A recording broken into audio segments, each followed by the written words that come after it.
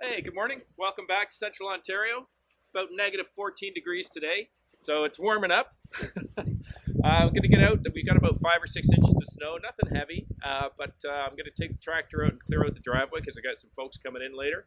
And it's really pretty out there. We've had a lot of snowfall on the trees, so nothing spectacular to see as far as the tractor goes, just a tractor doing tractor things. But if you want to come along for the ride, it's a pretty view. Also, you'll remember that when I first started, as the snow fell, I've got a gravel driveway, so I had to lift the skid shoes on the blower as high as I could, just to help so that I didn't chew into too much gravel. And so what I'm going to do today before I go is I'm going to drop it down to its middle position so I can get the blower closer to the ground, and hopefully that'll help me to shave off some of the material or the snow that's been building. As now that the ground is pretty solid, we've had negative 30-degree weathers for about a week. And this should help to trim it down and get it closer down to the gravel so that I don't get too much buildup. So stick with me, grab a coffee, come along for the ride. Should be a pretty view. Okay, so these skid shoes have 3 positions. I had it in the highest position. I'm just going to move it 1 into the middle.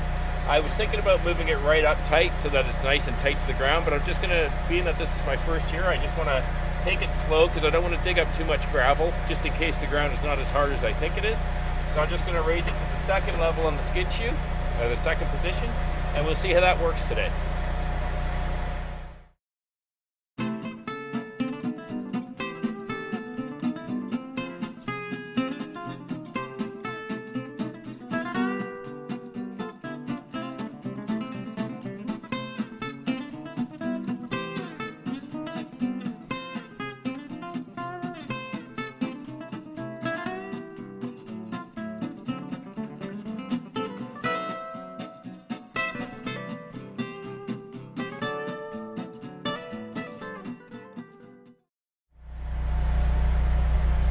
Okay, that's it. They're both on, so I'm going to start up the engine, get her warmed up. Thank goodness I bought that block heater because it certainly makes starting a whole lot easier, especially in this kind of cold.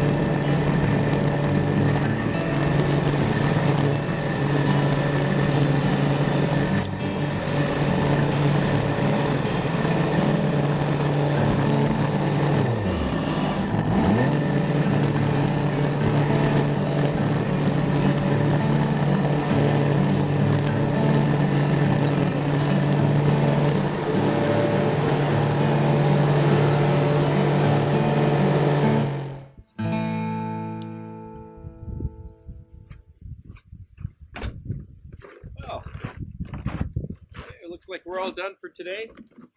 Got a good run through both ways on the driveway. Really pleased with the performance of this tractor, I gotta tell you. I'm really pleased. It took me a lot less time to blow out the driveway this morning. So I think I'm getting a little bit better of it, getting the hang of it. You'll notice this morning that at the beginning of the video, I actually raised the skid shoes on the blower. And as I mentioned to you, I've got a gravel and sand driveway. So I had to start the season off with it at its highest point to get the blade up because it's going to dig in. And you probably hear from time to time, you can hear rocks and stuff flying through the chute off of the snowblower.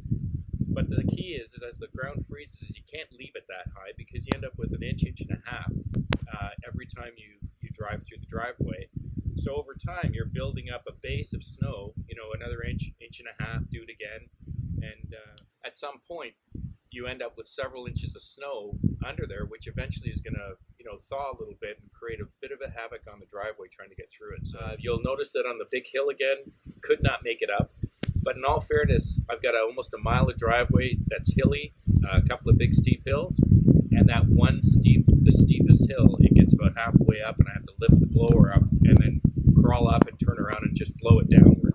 And that's not a big deal for me because you may not be able to tell from the camera angle, but that is a really steep hill, and I mean really steep. So before the winter, before the snow flew, I was actually able to drag my boat up with that tractor. That boat and the trailer is about 2,000 pounds, just a little over 2,000 pounds, and it was able to drag it up that hill no problem. It goes up no problem in four-wheel. The differential lock, these tractors are really made from a lot of experience. The four-wheel drive works great, but when you get into that position where you're spinning in the snow, you push down on that bar, and you've got the differential lock, and it just bites right into the snow and just takes you right up the hill. So it worked really well. Also, a follow-up, if you've been watching the videos, you'll know on the second last video, I was having a lot of problems with that chute. It turned out that the work we did in the garage on that video to clean out all of the grease out of it was what the problem was. There was no. Once again, you guys know I've mentioned this a few times. I'm really glad I spent that little extra money to put the third function valve in. The tractor's a big expense, but and I was a little iffy because, as you start to add different implements, you realize the price is going up, but I'm really happy I got it because that snowblower is now totally hydraulic from the seat. And for those of you that have tractors or those of you considering, there's a lot of safety features on that tractor. So as soon as you get up off the seat, if you've got the PTO engaged, it'll shut the tractor off. So having the ability to have the chute as well as the deflector and the blower itself all hydraulic that I can control from the seat without getting up saves a lot of time because you probably noticed in the video I didn't turn the chute in time. Wind changes as I turn corners, and I end up wearing half of the snow that I'm blowing. So thanks a lot to you folks that stuck around for the video. I hope it was entertaining, and I hope you enjoyed it. We've got some beautiful country here in Canada. I love it up here.